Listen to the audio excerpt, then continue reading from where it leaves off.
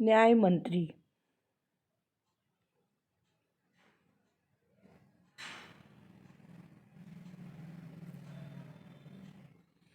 पाठ 13 न्याय मंत्री। आओ कहानी पढ़ें।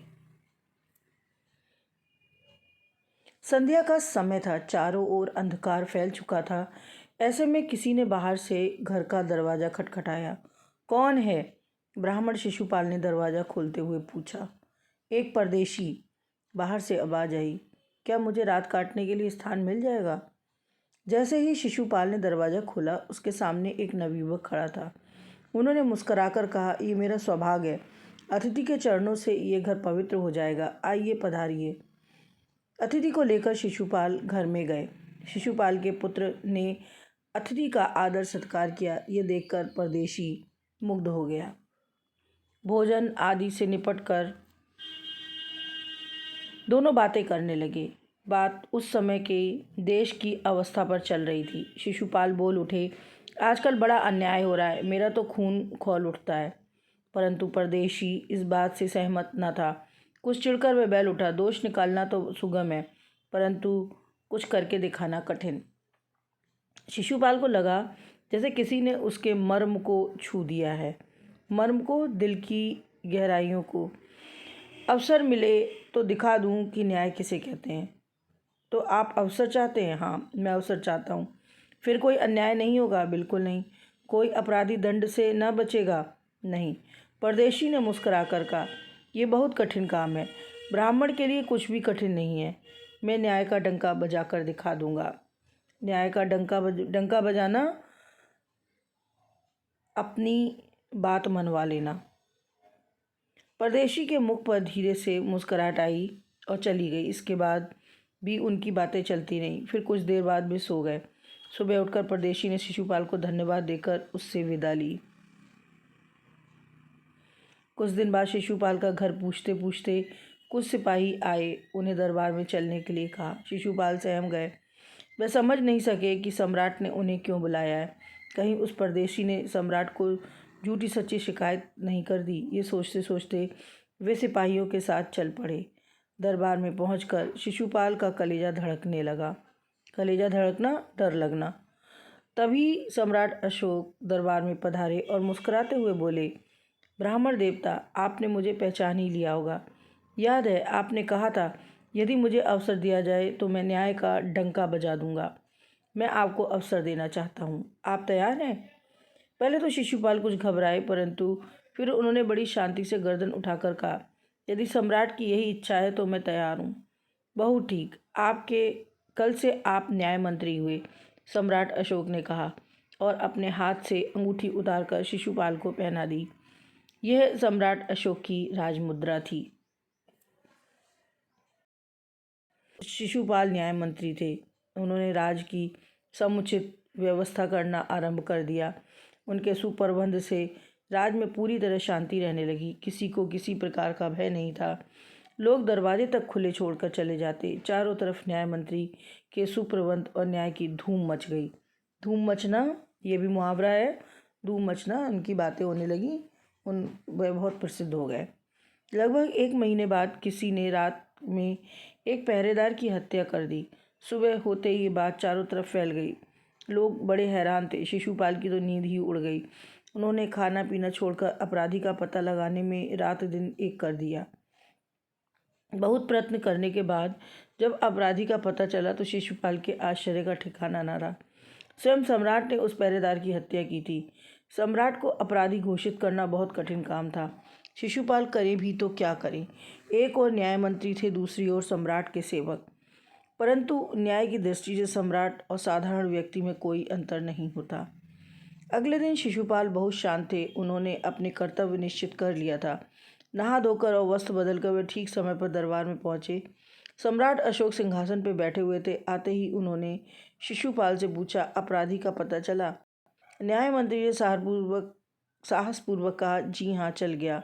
तो फिर उसे उपस्थित करो।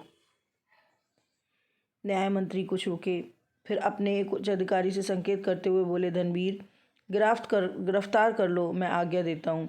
संकेत सम्राट की ओर था। दरबार में निस्तब्धता छा गई। निस्तब्धता, सन्नाटा छा गया। सम्राट का चेहरा क्रोध से लाल हो गया। वे सिंहासन से खड़े हो गए और बोले, इतना साहस?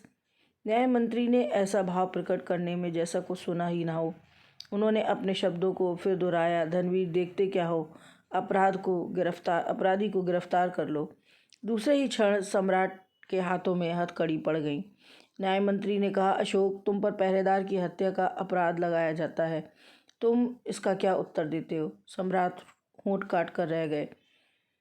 न्याय मंत्री ने फिर पूछा, तो तुम अपराध स्वीकार करते हो? हाँ, मैंने उसको मारा अवश्य है, पर वह उद्दंड था। सम्राट ने उत्तर दिया। वह उद्दंड था या नहीं? तुमने एक राजकर्मचारी की हत्या की है, तुम अपराधी हो, तुम्हें मृत्युदंड दिया जाता है। न्याय मंत्री ने निर्णय दिया। सारी सभा में सन्नाटा छा गया। कोई कल्पना भी नहीं कर सकता था कि सम्राट को अपराधी घोषित कर दंडित कर दिया जाएगा। न्याय मंत्री का निर्णय सुन सम्राट ने सिर झुका लिया।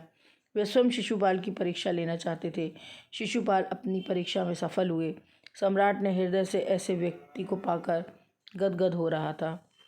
तभी न्याय मंत्री का संकेत पाकर एक कर्मचारी सम्राट अशोक की सोने की मूर्ति लेकर उपस्थित हो गया।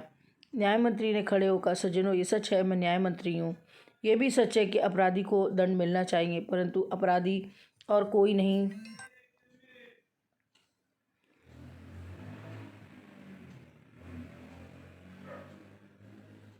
स्वयं सम्राट है। राजा, शास्त्रों में राजा को ईश्वर का रूप माना जाता है, इसलिए उसे ईश्वर ही दंड दे सकता है। अतः मैं आज्ञा देता हूँ कि सम्राट को चेतावनी देकर छोड़ देना चाहिए और उनके स्थान पर इस सोने की मूर्ति को फांसी पर लटका देना चाहिए, जिससे लोगों को शिक्षा मिले। न्याय मंत्री का न्याय सुन लोग उनकी जय जयकार कर उठे। जब लोग चले गए तो शिशुपाल ने राजमुद्रा अशोक सम्राट के सामने रख दी और बोले, महाराज, ये राजमुद्रा वापस ले लें, मुझसे इसका बोझ नहीं उठाया जाएगा। अशोक ने सम्मान भरी दृष्टि से उनकी ओर देखते हुए गदगद कंठ से कहा, आपने मेरी आंखें खोल दी। आपका साहस प्रशंसनीय है। ये बोझ आपके अतिरिक्त कोई और नहीं उठा सकता। न्याय मंत्री निरुत्तर हो गए। प्रश्नोत्तर। शिशुपाल के घर क्या देखकर अतिथि मंत्रमुग्ध हो गया? Page number 58, last line. Shishupal के पुत्र ने अतिथि का सत्कार किया, ये देखकर परदेशी मुग्ध हो गया। शिशुपाल के घर आया अतिथि वास्तव में कौन था? उसने शिशुपाल को दरबार में क्यों बुलाया? शिशुपाल के घर आया अतिथि वास्तव में सम्राट अशोक थे। सम्राट अशोक से उसने कहा था, यदि मुझे अवसर मिल जाएगा तो मैं न्याय का डंका बजा दूंगा। इसी कार्य हेतु सम्राट ने उसे दरबार में बुलाया था।